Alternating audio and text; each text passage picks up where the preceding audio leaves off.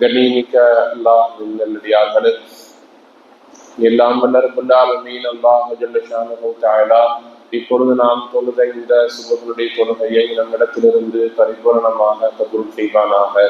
நாம் தொழுத இந்த சுபஹு தொழுகையின் பரக்கத்தால் இன்றைய தினம் மீதம் இருக்கக்கூடிய 4 வேளை பரந்தான தொழுகைகளை இமாம் ஜமாத்தோடு உடல் ஆரோக்கியத்தோடு ஆபியத்தோடு மன நிம்மதியோடு நின்று தொழக்கூடிய பாக்கியத்தை அல்லாஹ் நம் அனைவருக்கும் தந்து நல்லவன் புரிவானாக.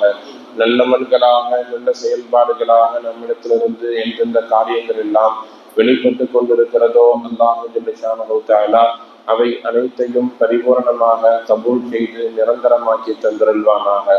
இறைவனால் ஏவப்பட்ட எல்லா நல்ல அமல்களையும் மன ஓர்மையோடு எடுத்து செய்கிற நல்ல நசீபையும், இறைவனால் தடுக்கப்பட்டவைகளை விட்டு வாழ்நாள் எல்லாம் தவிர்ந்து வாழக்கூடிய நல்ல நசீபையும் அல்லாஹ் ஜல்ல ஷானஹு தஆலா நம் அனைவருக்கும் தந்து நல்லருள் புரிவானாக. ஆமீன் ஆமீன் யா ரப்பல் ஆலமீன். கண்ணியமிக்க அல்லாஹ்வின் நல்லடியார்களே, நாம் ஒரு விஷயத்தினுடைய மதிப்பை உணர்ந்து கொள்ள வேண்டும் என்று சொன்னால் அதை ஒப்பீடுகளின் மூலம் உணர்ந்து கொள்ளலாம். உதாரணமாக, நாம் ஒரு சேலை வாங்குகிறோம் அல்லது ஏதாவது ஒரு பொருளை வீட்டுக்காக வேண்டி வாங்குகிறோம் என்று சொன்னால் அது எந்த அளவிற்கு விலை மதிப்பானது, நாம் சரியான விலைக்கு அதை வாங்கி இருக்கிறோமா என்பதை பல்வேறு கடைகளில் அதனுடைய விலைகளை ஒப்பீடு செய்து பார்த்து வாங்குகிறோம். வீட்டுக்கு தங்க நகை வாங்குகிறோம் என்று சொன்னால் 1க்கு 4 கடைகளுக்கு நாம் செல்லுகிறோம். அங்கே 4 விதமான விலைகளை விசாரிக்கிறோம். எல்லா விலைகளையும் ஒப்பிட்டு பார்த்து எது நமக்கு சரியான விலையாக இருக்கிறது என்பதை பார்த்து நாம் தேர்வு செய்து கொள்ளுகிறோம். ஆக ஒப்பீடு என்பது ஒரு விஷயத்தை இன்னொரு விஷயத்தோடு ஒப்பிட்டு பார்க்குதல் என்பது மனிதனுடைய யதார்த்தமான ஒரு அம்சமாக இருக்கிறது. அல்லாஹ் ஜல்ல ஷானஹு தஆலா அதன் அடிப்படையில் தான் பேசக்கூடிய விஷயத்தை நமக்கு ஒப்பீடு செய்து பேசுவதை குர்ஆனிலேயும் ஹதீஸிலேயும் நம்மால் காண முடிகிறது.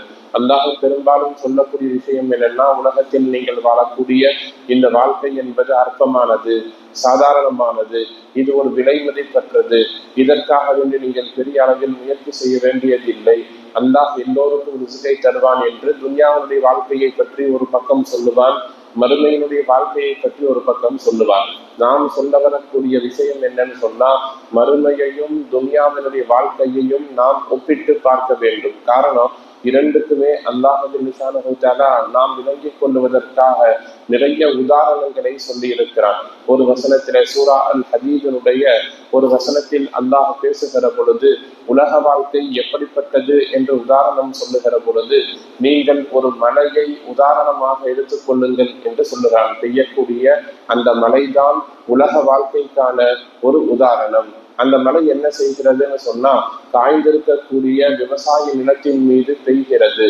அதன் காரணமாக என்ன நடக்கிறதுன்னு சொன்னா, அஜபல் குஃபார நபாத்துஹு, அந்த மழையின் காரணமாக விளையக்கூடிய அந்த தானியங்கள் விளைச்சல் இருக்கிறதா இல்லையா, அது அந்த விவசாயிக்கு ஒரு அஜபல் குஃபார் அப்படின்னு சொன்னா அந்த விவசாயிக்கு ஒரு பெரும் மகிழ்ச்சியை தருகிறது, சந்தோஷத்தை தருகிறது, இன்னும் கர்வத்தை தருகிறது என்றெல்லாம் இதற்கு நாம் அர்த்தம் செய்யலாம். அதாவது ஒருவர் தன்னுடைய நிலத்தில் வெள்ளாமை செய்கிறார் என்று சொன்னால் விதைகளை எல்லாம் தூவிவிட்டு தண்ணீரை பாய்ச்சுகிறார், மழை பெய்கிறது, அந்த பயிர் பசுமையாக பச்சையாக அது செழித்து வளர்ந்து வருகிற பொழுது பார்க்கும் பொழுது மனதில் ஒரு சந்தோஷம், ஒரு கர்வம், ஒரு பெருமை என்பதெல்லாம் வரும். ஒரு 10 ஏக்கர் 5 ஏக்கர் அளவுக்கு விவசாய நிலம் ஒரு வருடத்துல இருக்கிறது, நெல்மணிகளை விதைத்திருக்கிறார், சரியா ஒரு மாசம் 1.5 மாசம் ஆகுது, முழுக்க பச்சை பசேல் என்று விவசாயம் பெருகி இருக்கிற பொழுது பார்த்தவன நமக்கு சொந்தமான ஒரு இடம் எப்படி இருக்கிறத பார்த்தாயான்னு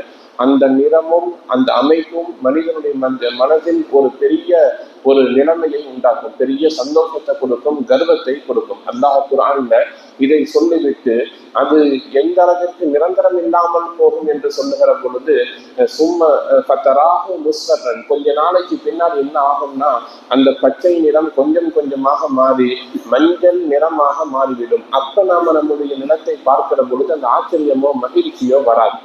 நெல்மணியை நம்ம பச்சையாகவே வைத்திருக்க போவதில்லை. குறிப்பிட்ட காலத்துல தண்ணீர் ஓட்டத்தை நாம் நிறுத்துகிற பொழுது அது சரியான முறையில் காய்ந்து அது அறுவடைக்கு தயாராகும். அறுவடைக்கு தயாராகக்கூடிய நேரத்துல பார்த்தா அந்த பசுமையாக இருக்கிற பொழுது ஏற்பட்ட சந்தோஷம் மனசுல இருக்காது. அதை அல்லாஹ் இந்த ஆயத்துல சொல்றான், மழை பெய்கிற பொழுது விவசாயம் பசுமையாக பச்சையாக இருக்கும். சிறிது காலத்திற்கு பின்னால் அந்த பசுமை மாறி அது மஞ்சள் நிறமாக குப்பைகளை போல் ஆகும்.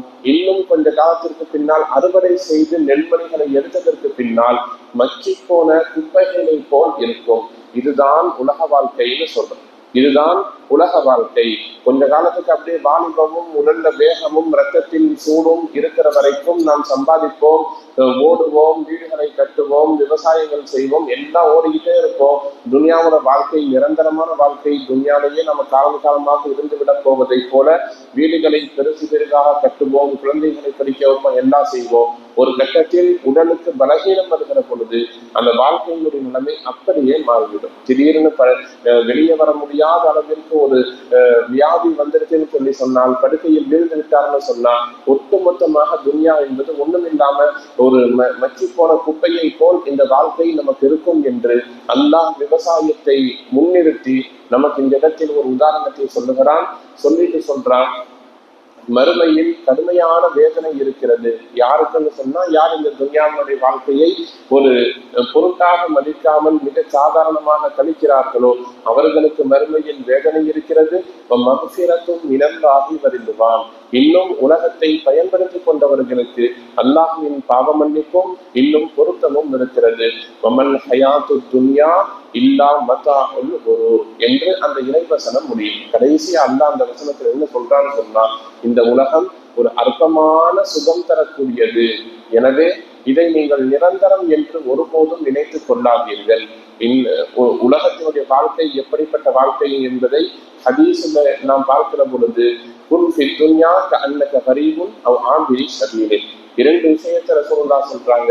குன் ஃபி துன்யா, உலகத்தில் நீங்கள் இருக்கிற பொழுது, கஅன்னக கரீபுன், ஒரு ஊருக்கு புதுசா வந்தவனை போல் நீங்கள் வாழுங்கள், அவ் ஆபிரி சபீலின், அல்லது வழிபோக்கனை போல் வாழுங்கள்னு சொல்றாங்க. இந்த ரெண்டு பேச்சுக்குமே ஒரு ஊர்ல என்ன தேவை இருக்கும் என்பதை நாம் யோசிக்கணும். ஒருவர் ஊருக்கு புதுசா வர்றாரு, ஒரு சின்ன வேலைக்காக வேண்டி வராருன்னு சொன்னா, வந்தவர் வந்த உடனேயே வீட்டை வாங்கி மாளிகைகளை வாங்கி வியாபாரம் செஞ்சு நிரந்தரமாக இருக்க மாட்டார். தேவை முடிஞ்சவன்னா போற அளவுக்கு தான் ஒரு செட்டு ட்ரெஸ்ஸோட ஒரு இடத்திற்கு வருவார். அந்த அளவிற்கு துன்யாவில் நீங்கள் வாழ்ந்து கொள்ளுங்கள் என்று ரசூலுல்லாஹி ஸல்லல்லாஹு அலைஹி வஸல்லம் சொல்றார். அவ் ஆபிரி சபீல், அல்லது வழிபோக்கரை போல் உலகத்தில் வாழுங்கள். வழிபோக்கர் என்பவர் எப்படி இருப்பாருன்னா, அந்த ஊரை கடந்து செல்லக்கூடிய அளவுக்கு தான் அவருக்கு தேவைகள் இருக்கும். அவரும் தனக்கு நிரந்தரம் என்று நினைக்க மாட்டார். அந்த மாதிரி உலகத்தினுடைய வாழ்க்கையை நீங்கள் வாழ்ந்து கொள்ளுங்கள் என்று ரசூலுல்லாஹி ஸல்லல்லாஹு அலைஹி வஸல்லம் அவர்கள் ஹதீஸில் சொல்லுகிறார்கள். மேலே சொன்ன அந்த ஆயத்தும் அந்த ஹதீஸும் நமக்கு சொல்லித்தரக்கூடிய பாடமும் படிப்பினையும் என்னன்னு சொன்னா, உலகமும் உலக வாழ்க்கையும் நமக்கு இன்பம் தரக்கூடியதாக இருந்தாலும் ஒருபோதும் நிரந்தரம் இல்லை. சொர்க்கமும் நரகமும் தான் ஒரு மனிதனுக்கு நிரந்தரமானது. அதற்கான தயாரிப்புகள் நம்மிடத்தில் இருக்க வேண்டும். அதற்கான முன்னேற்பாடுகள் நம்முடைய வாழ்க்கையில் எல்லா இடத்திலேயும் சிந்தனை அளவிலேயும் அமல் ரீதியாகவும் இருக்க வேண்டும். இருந்தால் துன்யாவும் மறுமையும் நமக்கு சாதகமானதாக இருக்கும் என்பதை மனதில் கொள்ள வேண்டும். எல்லாம் உலகத்தினுடைய வாழ்க்கையை நமக்கு எப்படி கண்ணியமானதாக லேசானதாக அமைத்திருக்கிறானோ, அதே போல் மறுமையினுடைய வாழ்க்கையை அழகானதாக நிரந்தரமானதாக வெற்றிக்குரியதாக ஆக்கி தந்து நல்லருள் புரிவானாக. வாஹிரு தாவானா அனில் ஹம்துலில்லாஹி ரப்பில் ஆலமீன். சுப்ஹான்